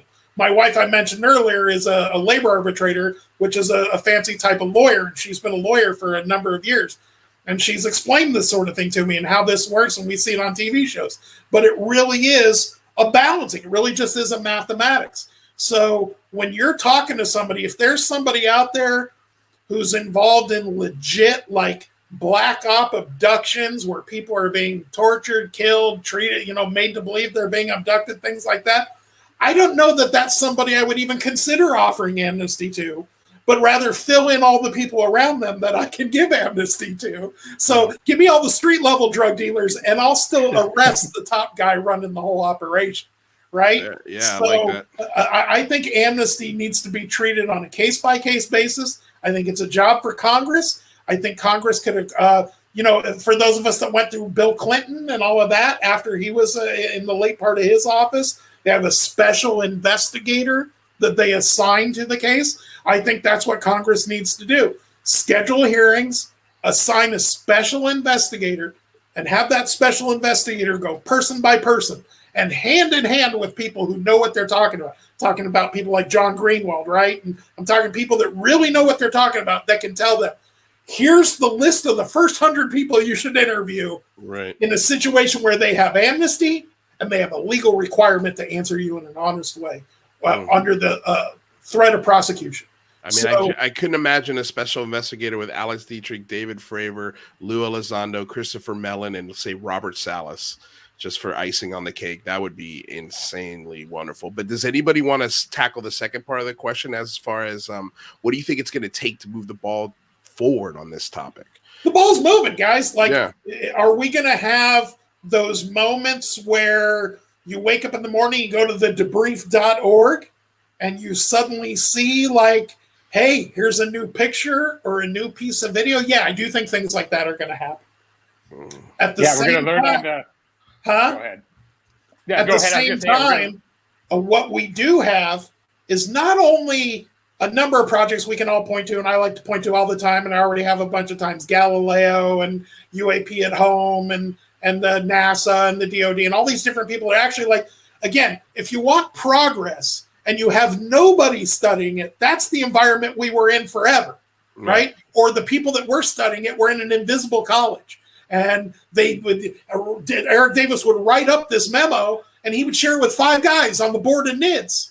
And they would go, hey, look at that. We have crashed ships, and Admiral Wilson just told Eric Davis about it. And I got the memo and he laid it all out here, and that got shared with 5 people. And so that doesn't go anywhere, and information doesn't go anywhere. Not only are we in an environment where all these projects are underway, where the debrief exists, where Mystery Wire exists, where Brian Benner and these sort of reporters exist, where the Washington, the New York Times, where all these news organizations are looking at it, all these research organizations are looking at it, the military's looking at it. That's where results come from, is from people putting in those efforts. So yeah, could we light the whole thing up in one day with a video of a crash Roswell or crash ship with bodies and just end the discussion and move the whole thing forward? And might that be the best for everyone? I mean, don't get me wrong, I'd love to write that story.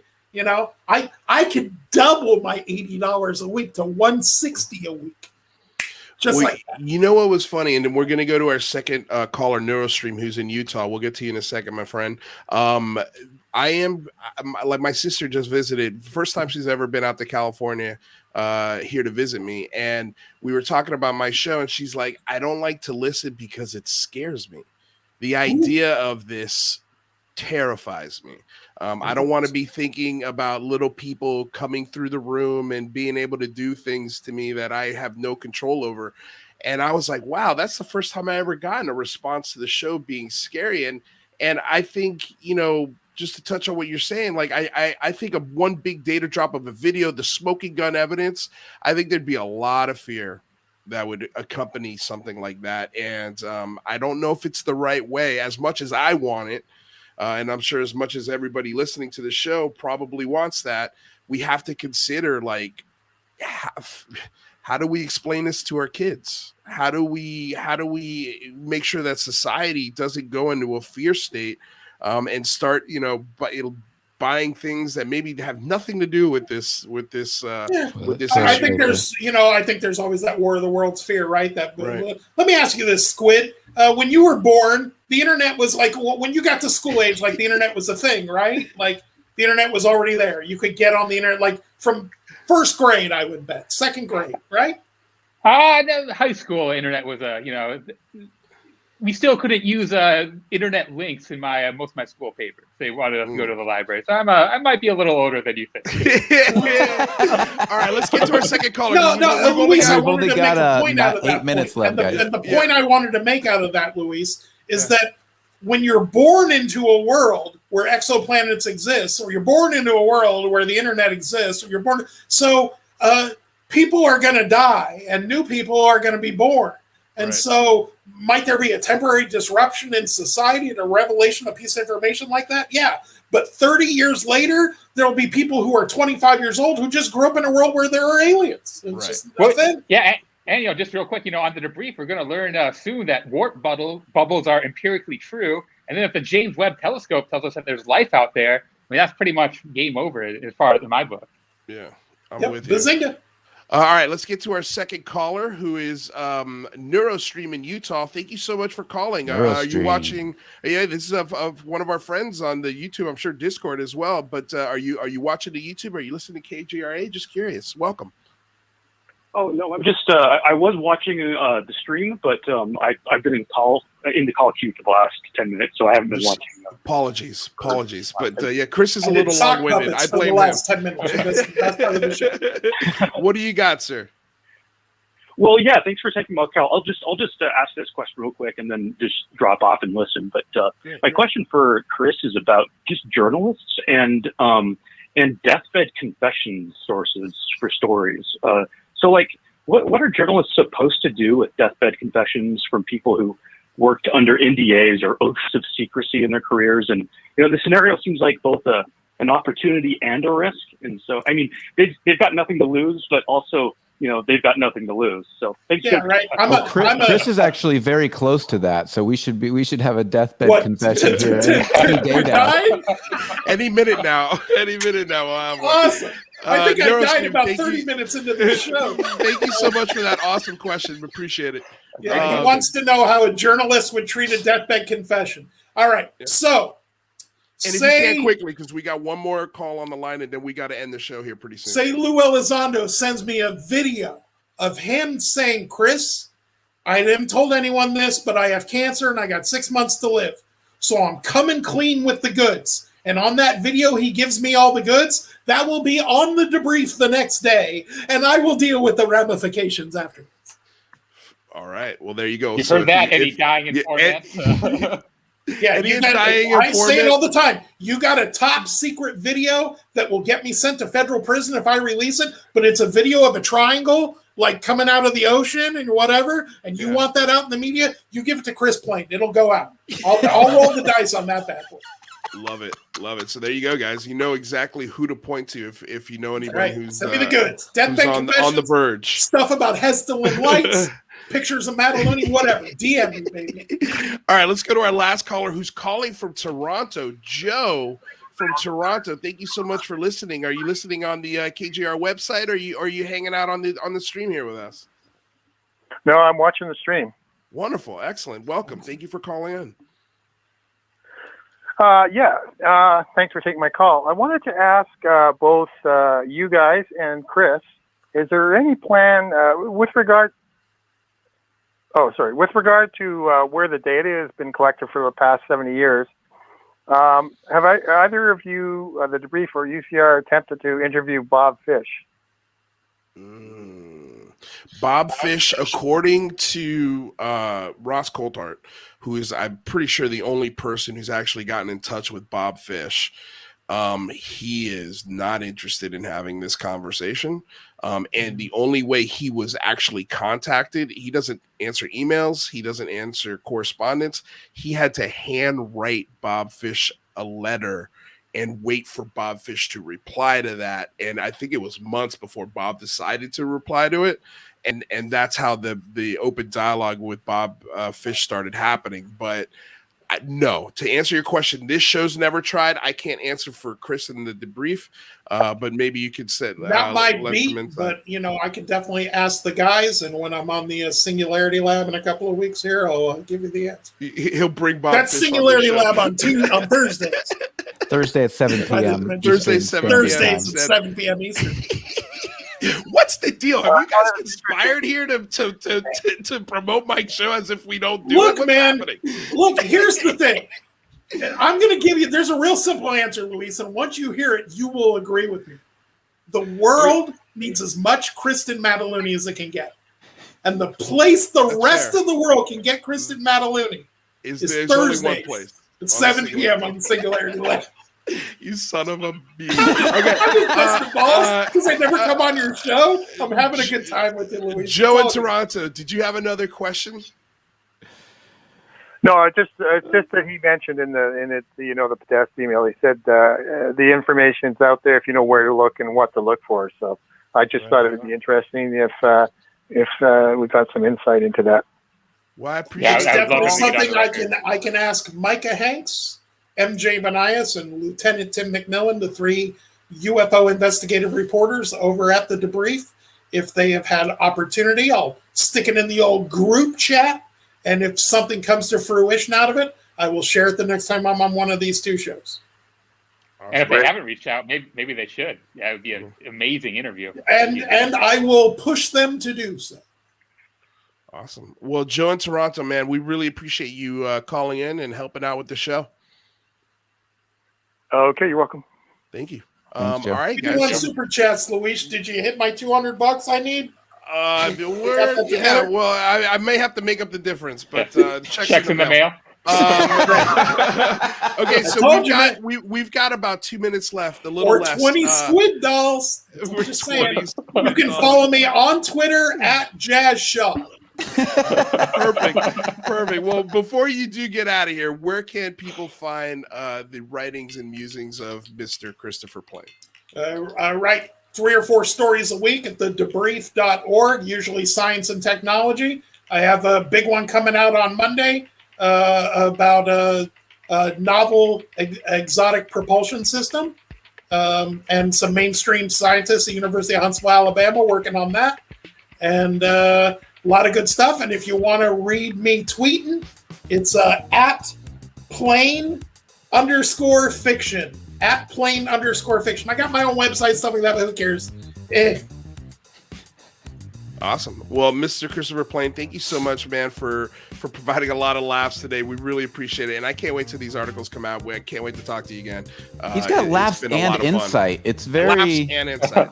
I'll let you guys know when that warp, real world, made in a lab warp bubble piece, peer-reviewed paper is coming out. And when that story is coming out, I will give you the heads up. I'll hit Mikey on the little secret PHONE.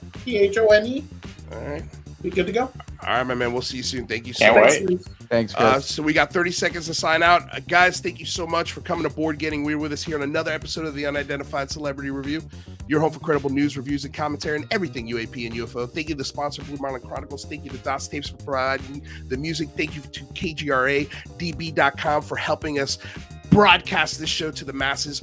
Don't forget to tune in to the next show, which is the other show, That UFO Podcast. Andy and Dan Zetterstrom are going to be providing some good times and continue the conversation. Like, subscribe, share, tell everybody about the show. Show will be available on iTunes. Michael Mataluni, Singularity Lab, Rather Be Squidding, for the Rather Be Squidding YouTube channel. Thank you guys so much. Have a wonderful weekend, and we'll see y'all soon. Peace.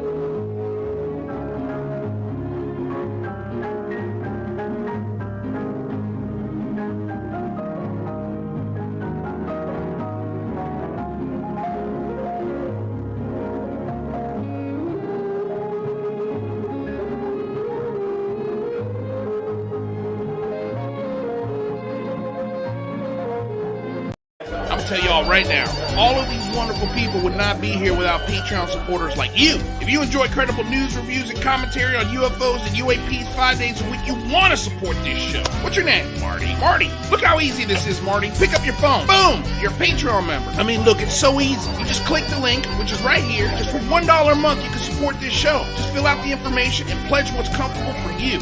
It could be $1, $5, $10, or who knows. Just support.